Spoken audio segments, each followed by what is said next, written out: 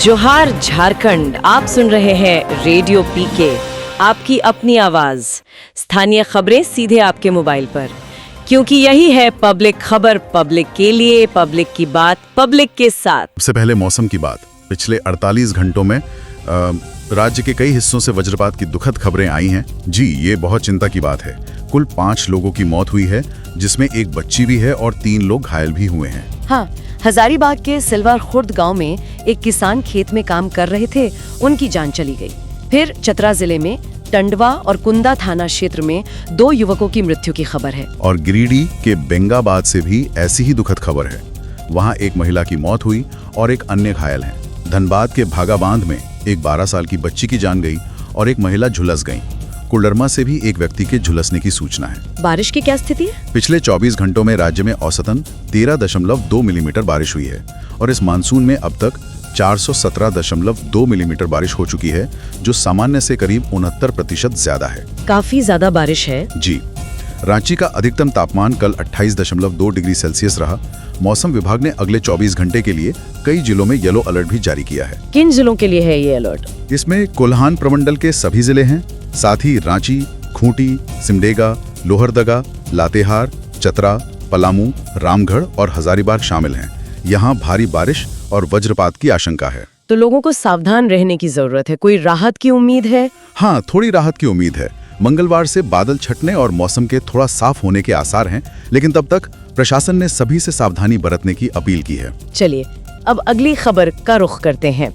झारखंड सरकार ने आरक्षी प्रतियोगिता परीक्षा 2023 का विज्ञापन रद्द करने का फैसला लिया है। जी, ये एक बड़ा फैसला है। मुख्य सचिव अलका तिवारी की अध्यक्षता में इसका प्रस्ताव तैयार हुआ था।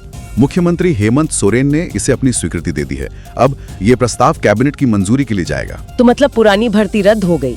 नई भर्ती कब और कैसे होगी? हाँ, पुरानी भर्ती रद्द कर दी गई है। नई भर्ती प्रक्रिया अब राज्य सरकार की स्वीकृत संयुक्त भर्ती नियमावली 2025 के तहत होगी। अच्छा, और कितने पद थे इसमें? कुल 4,919 पद हैं। इनमें से 3799 नियमित पद हैं, जो 20 जिलों के लिए हैं, और 1120 बैकलॉग पद हैं, 11 जिलों के लिए।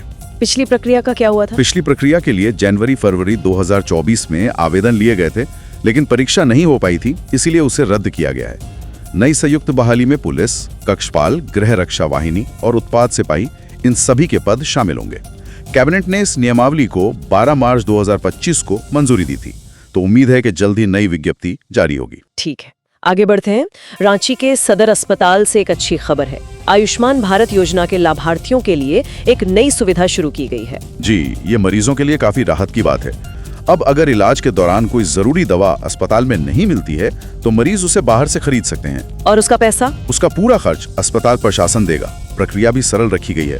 मरीज को दवा का बिल और एक फॉर्म काउंटर पर जमा करना होगा और उन्हें तुरंत भुगतान मिल जाएगा। ये तो बहुत अच्छी बात है। क्या अक्सर दवाएं बाहर से लानी पड़ती हैं? अस्पताल प्रबंधन का तो कहना है कि ज्यादातर दवाएं उपलब्ध रहती हैं, बस कुछ खास मामलों में ही बाहर से खरीदने की जरूरत पड़ती है।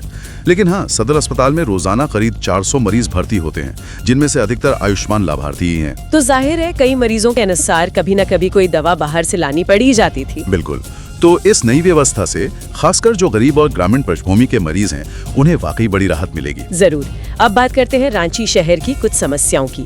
पिछले दिनों कई इलाकों में पानी और बिजली की कटौती से लोग परेशान रहे। जी हाँ, शनिवार रात को नेवरी के पास बूटी जलापूर्ति की जो पाइपलाइन है, वो क्षतिग्रस्त हो गई थी। ओह, तो कब तक ठीक हुई? उसकी मरम्मत में काफी समय लग गया। रविवार शाम 7 बजे जाकर काम पूरा हुआ, मतलब करीब 21 घंटे लग गए। 21 घंटे? तो पानी की सप्लाई पर तो बहुत असर पड़ा होगा। हाँ, करीब 7 लाख की आबादी प्रभावित रही। इसमें टाउन लाइन से जुड़े इलाके जैसे कोकर, लालपुर, चुटिया, मेन रोड और रातू रोड लाइन से जुड़े बरियातू, मोरहाबादी, किशोरगंज, अपर बाजार जैसे कई बड़े इलाके शामिल हैं। सप्लाई अब सामान्य हुई? सोमवार से धीरे धीरे, मतलब चरणबद्ध तरीके से आपूर्ति सामान्य करने की कोशिश की जा रही है। और बिजली का क्या हाल रहा? बिजली की भी दिक्कत रही। शनिवार रात महिलोंग इलाके में 11 केवी केबल में कुछ खराबी आ गई थी, तो रविवार सुबह 10:30 बजे तक बिजली नहीं थी। कौन से इलाके प्रभावित हुए? इससे महिलोंग, उसके आसपास के मोहल्ले और वन विभाग का जो ट्रेनिंग सेंटर है, वो प्रभावित हुआ।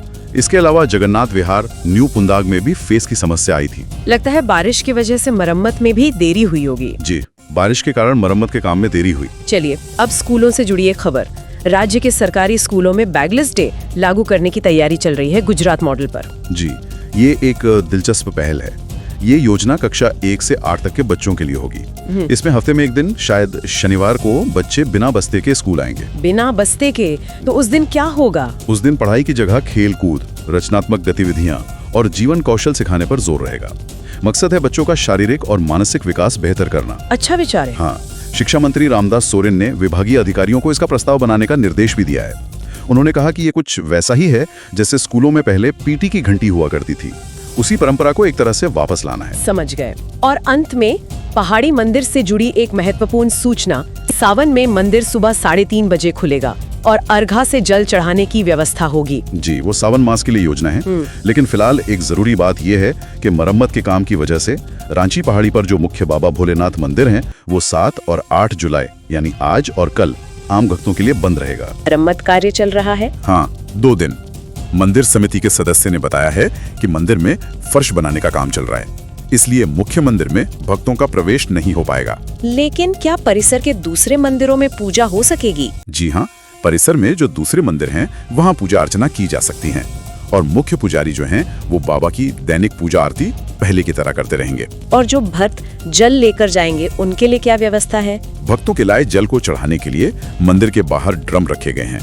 भक्त अपना जल उसमें डाल सकते हैं, जिसे बाद में बाबा पर अर्पित कर दिया जाएगा। ठीक है, तो मंदिर फिर कब खुलेगा आम भक्तों के लिए? मंदिर 9 जुलाई से यानी परसों से फिर से आम श्रद्धालुओं के लिए खोल दिया जाएगा। बहुत शुक्रिया इस जानकारी के लिए। आप सुन रहे थे रेडियो पीके पब्लिक खबर की पेशकश। आज का ये बुलेटिन यहीं समाप्त होता है। उम्मीद है ये खबरें आपके लिए जरूरी और मददगार रही होंगी। कल फिर मिलेंगे इसी प्लेटफॉर्म पर, लेकर रांची और आसपास की ताज़ा सुर्खियां। तब तक के लिए हमें इजाजत दीजिए। नमस्कार, जय हिंद।